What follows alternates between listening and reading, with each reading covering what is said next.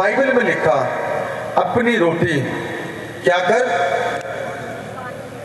जल के ऊपर डाल दे। क्या कर दे? हालेलुया। तो कोई भी बिजनेस शुरू करने से पहले मैं अपने किसी व्यक्ति को एडवाइस दे रहा था कि आप शॉप खोलो ना। आजकल कितने दिखाना चाहिए, क्या नहीं है अंदर, बिलीफ नहीं, विश्वास नहीं।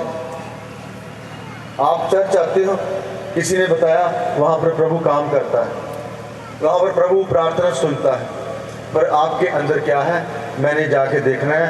हो गया तो ठीक है, नहीं हुआ तो बाय बाय। पर आपको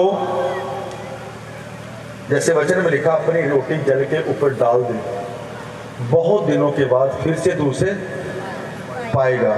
आगे क्या लिखा, तीसरी आयत,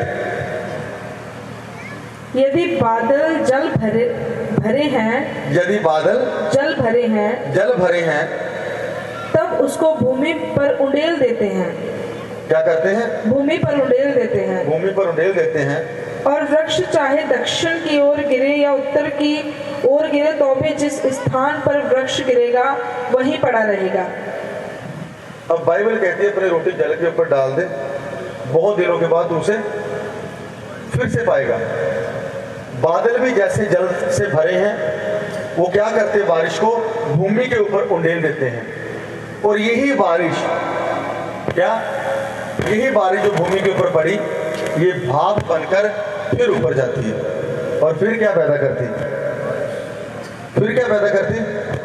बारिश को तैयार करती है। इसी तरह प्रभु में आप जो आज कर रहे हो, बेशक आपको दिखाई नहीं दे रहा, पर आप प्रोसेसिंग में चल रहे हो, प्रोसेस चल रहा है, काम चल रहा है। तेरी बारी आने वाली है।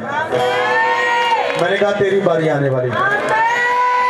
Hallelujah, hallelujah.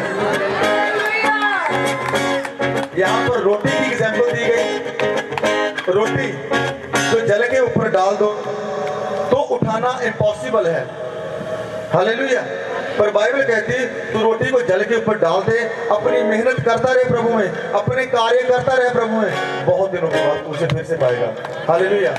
और बाइबल में लिखा, जैसे बादल जल भरे होते हैं, जब भूमि के ऊपर बारिश पड़ती तो वो फिर से उठते हैं, वो भाप भर के वो फिर से बादल तैयार करते हैं। पर एक वृक्ष, एक दरख्त जे डिगे तो डिगे रहता, वो किसी काम,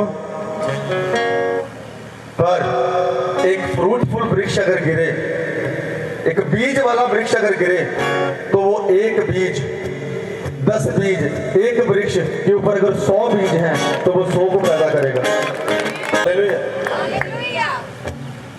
रोटी जल के ऊपर डाल, यानी बिलीव कर।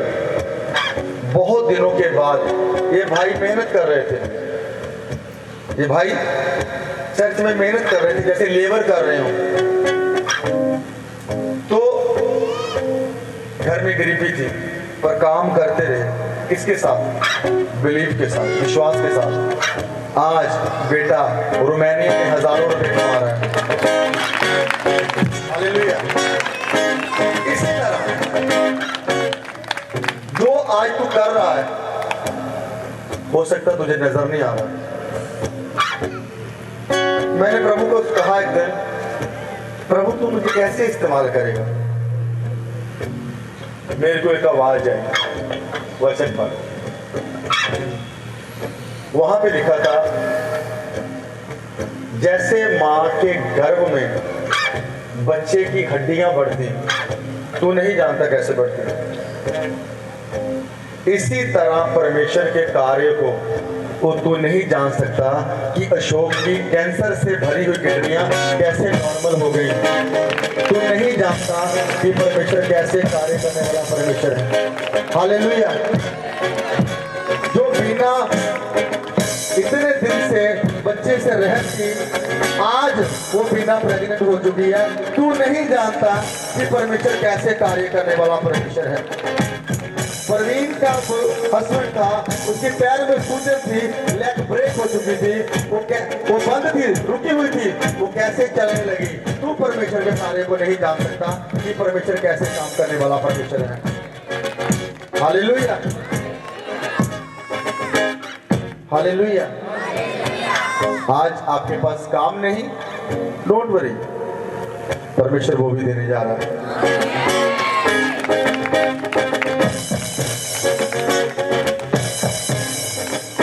ये लड़कियां सचमुच ब्लेस्ड है, सुपर ब्लेस्ड है। प्रभु आपको आशीष दे। हालेलुया। अपनी रोटी जल के ऊपर डाल दे।